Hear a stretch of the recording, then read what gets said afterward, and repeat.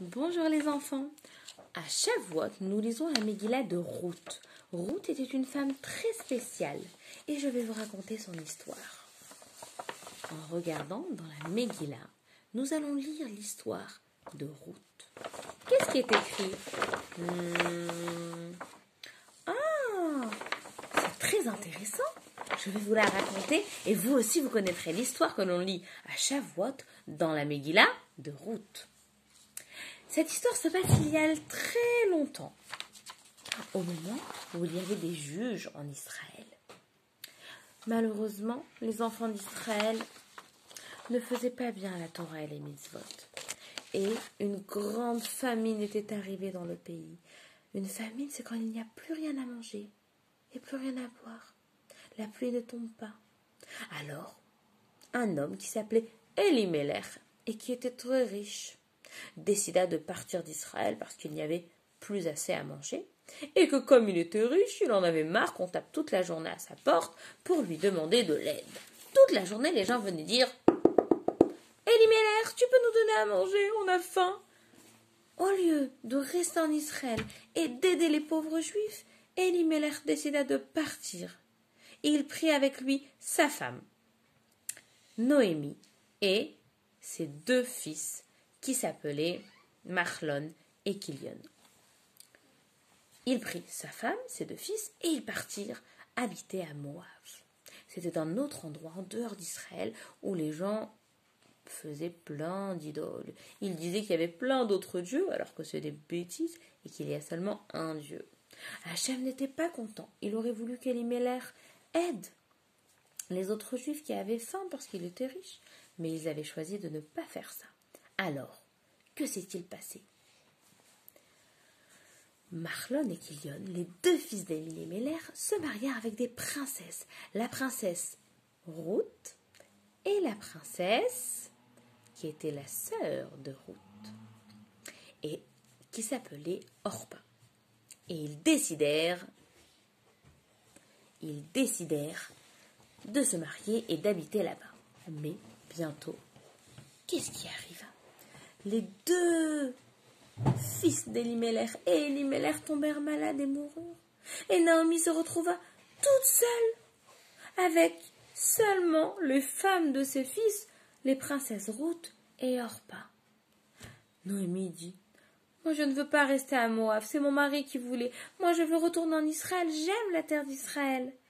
Alors, vous pouvez retourner dans votre palais de princesse. Moi je suis devenue très pauvre depuis que je suis à Moab. Alors, retournez chez votre papa dans le palais. Moi, je retourne en Israël. Orpa dit: d'accord, je retourne dans le palais de princesse. Mais Ruth décida de dire non. Non, Noémie, partout où tu iras, je veux venir avec toi. Partout où tu marcheras, je marcherai avec toi. Parce que je suis devenue juive en me mariant avec ton fils. Et je veux rester juive. J'aime la Torah, j'aime les mitzvot, je veux garder la Torah et les mitzvot.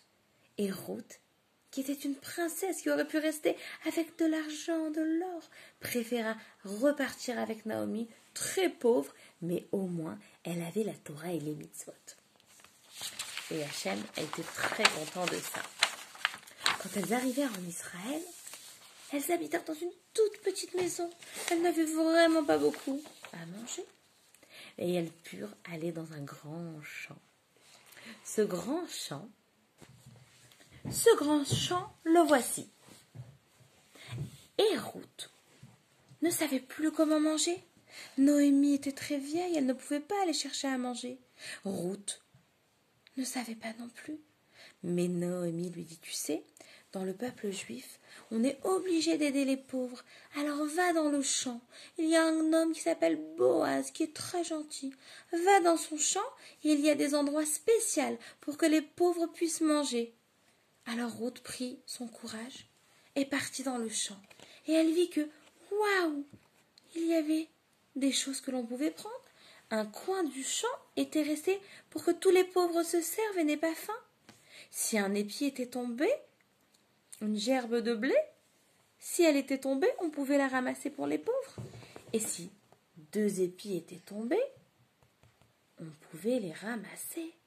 Alors, Ruth était soulagée, elle allait enfin pouvoir manger. Elle ramassa, mais elle faisait très attention quand elle se baissait à être tsniout. Elle se baissait de cette façon-là pour que jamais on ne voie les parties de son corps, et elle était vraiment tsniout. Le chef de ce champ, Boaz, regardait son champ pour voir si les pauvres venaient bien manger. Mais il leur aperçut cette fille. Il se dit « Dis donc, qui est cette fille là-bas qui se baisse tsniout ? C'est Ruth ? Alors là, je vais aller lui parler, dit Boaz. » Et Boaz parla à Ruth.